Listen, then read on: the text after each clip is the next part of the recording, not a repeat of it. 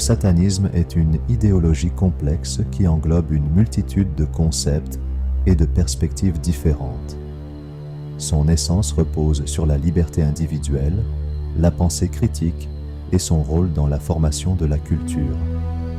Il ne s'agit pas uniquement d'un mouvement religieux, mais aussi d'une idéologie philosophique, sociale et parfois politique.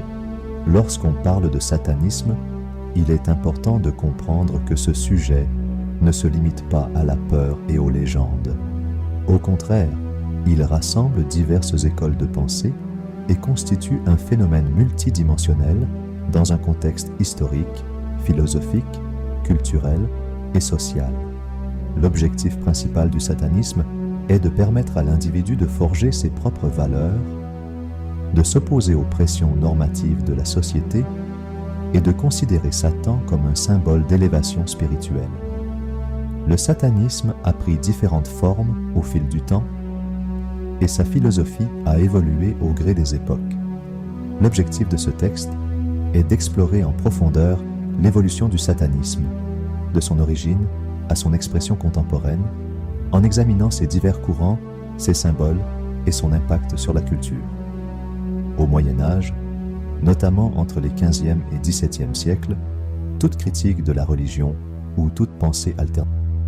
Au Moyen Âge, notamment entre les 15e et 17e siècles, toute critique de la religion ou toute pensée alternative était sévèrement réprimée en Europe, dominée par l'Église catholique.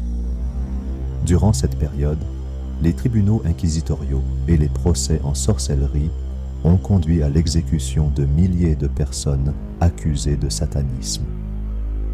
Ceux qui ne se conformaient pas aux exigences morales imposées par la religion, par exemple ceux qui adhéraient à des croyances différentes ou qui avaient des pratiques considérées comme inhabituelles, étaient accusés de collaboration avec le diable.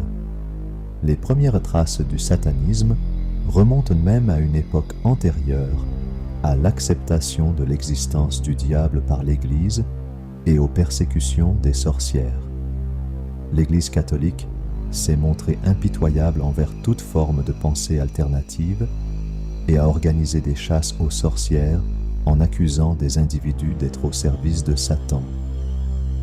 Au début du XIXe siècle, dans le cadre du mouvement romantique, Satan a commencé à être perçu comme un symbole de rébellion et de liberté. Des écrivains tels que Charles Baudelaire et le marquis de Sade ont présenté Satan comme une figure incarnant la volonté libre et l'opposition aux normes sociales. Ils l'ont décrit comme une entité illégitime, s'opposant aux règles établies. Cette période a marqué un tournant dans l'évolution idéologique du satanisme, renforçant les principes de liberté individuelle et de pensée critique. L'œuvre Paradise Lost de John Milton a illustré cette transformation en représentant Satan comme l'incarnation du désir de liberté et de conscience.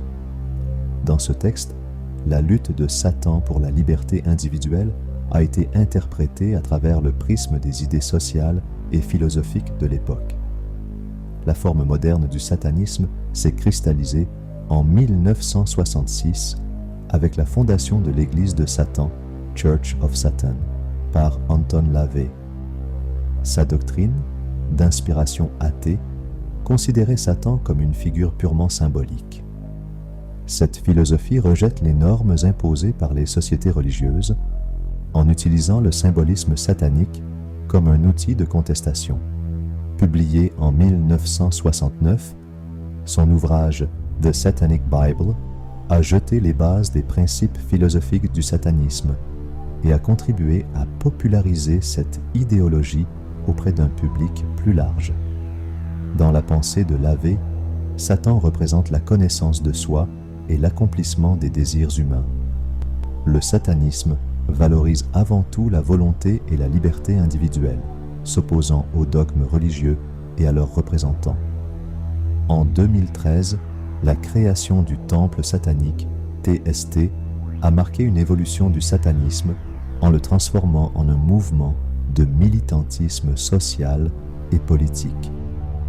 L'objectif du TST est de garantir la séparation entre l'État et la religion, ce qui l'a conduit à mener divers combats juridiques. Cette organisation joue un rôle actif dans les questions de liberté religieuse et de droits sexuels.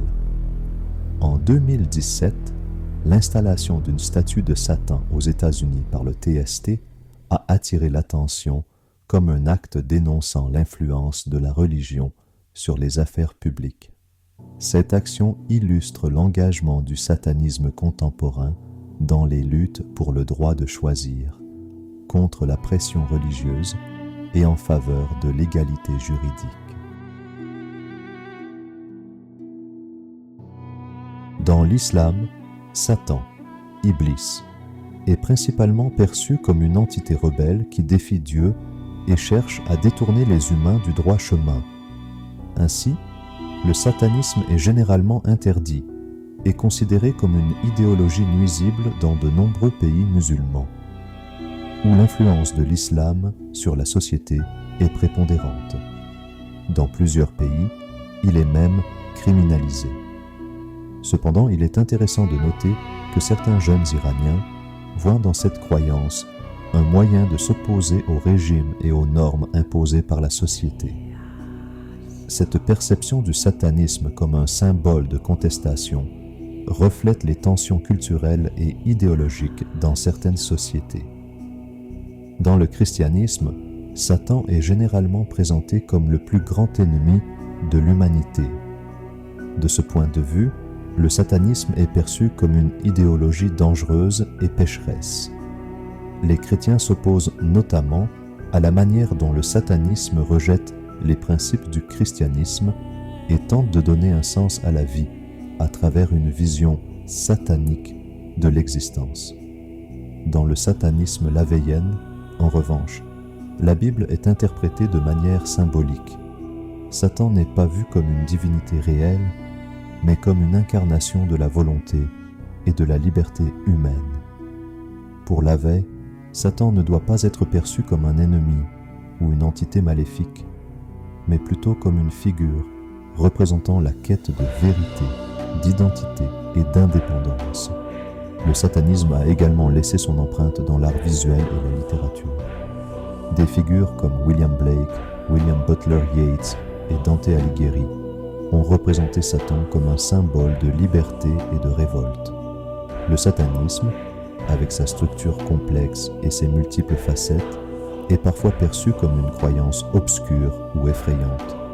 Pourtant, il est essentiel d'adopter une approche neutre pour l'étudier, non seulement comme une pensée religieuse, mais aussi sous les angles social, philosophique et juridique. D'un point de vue philosophique, le satanisme prône la souveraineté de l'individu sur sa propre volonté, la défense des droits naturels et la résistance aux pressions sociales. À l'ère moderne, il se positionne comme une pensée indépendante de toute religion et comme un catalyseur du changement social. En plus de ses racines historiques, son rôle contemporain a également évolué de manière significative.